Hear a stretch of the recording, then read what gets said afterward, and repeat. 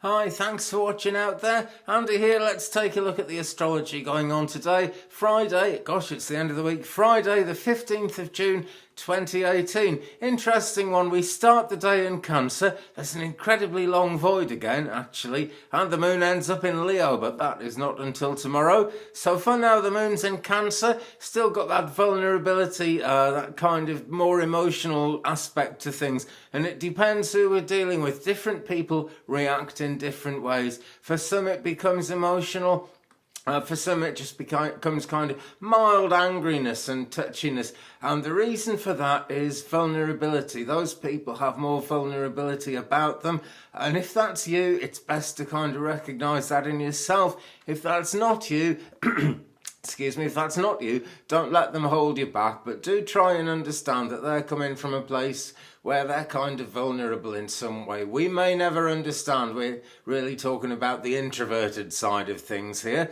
But basically, I'll give you an example. There's a Cancer lady I know who is a great practitioner of the thing that I also do, and she was kind of negative about me at times, and I got a bit fed up. But I was surprised that she would actually come and tell me, in not an unfriendly way, that she was irritated or thought I was doing something wrong. And as time went on, she gave me a great deal of help, and I came to realise the reason she was so kind of crabby and stern and strict about it was that she knew that I could do better in a way that I hadn't really understood. So I did go higher and I did go further by listening to her. And it's not just a case of, accepting that whatever people say, if it's offensive and if you don't like it, then, fair enough, react however you want to react, because that's you and that is the way you're made, and that is so important. But really, don't take it to heart too much and try and understand that there's a bigger picture, and somehow we're always being taught about that bigger picture, whether it's by the wider universe, the cosmos, and all the information that comes into our wonderful world, or whether it's by, whether it comes through the other people who are already here. That's what I want to say about Cancer. And the moon is going to go void, of course. I've got the times written on my hand here to get them right. 9:18 a.m. Gosh, just as the day is starting on the Pacific coast on the west side of Canada, we go into that void, of course, moon. 12:18 Pacific and 17:18, nearly 20 past 5 here in the afternoon in UK. That is UTC +1, GMT +1, because we're in our daylight saving time.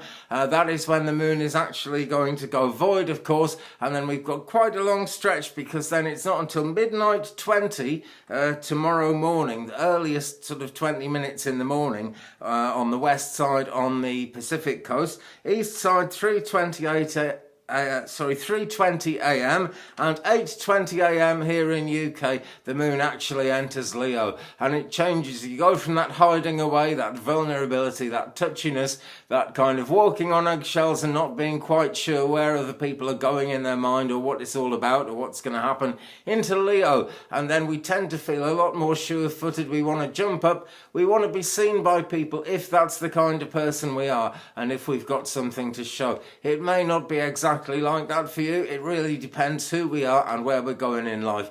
But no doubt at all, the desire to be noticed more will come into life, and we'll see that. If it's not in ourselves, we'll see it in other people. People tend to want to be appreciated, possibly more than anyone really does appreciate them, I don't know. But try and be kind, because Leo is a cheerful thing, it's always cheerful under a Leo moon. There is, of course, the tears of the clown side of it with Leos and with people under the Leo influence, but generally speaking, it can be good, and you've got to keep looking for that good possibility there. As I speak right now, the moon is trine Neptune, so people are showing a lot more compassion and sensitivity, which is great actually at the end of the Cancer period. People's talking together and where people are going generally in their conversations and in their thoughts, it's about the future, looking forward. Feelings come into it, intuition becomes into it, because that is what Neptune is largely all about. It's the ruling planet of Pisces.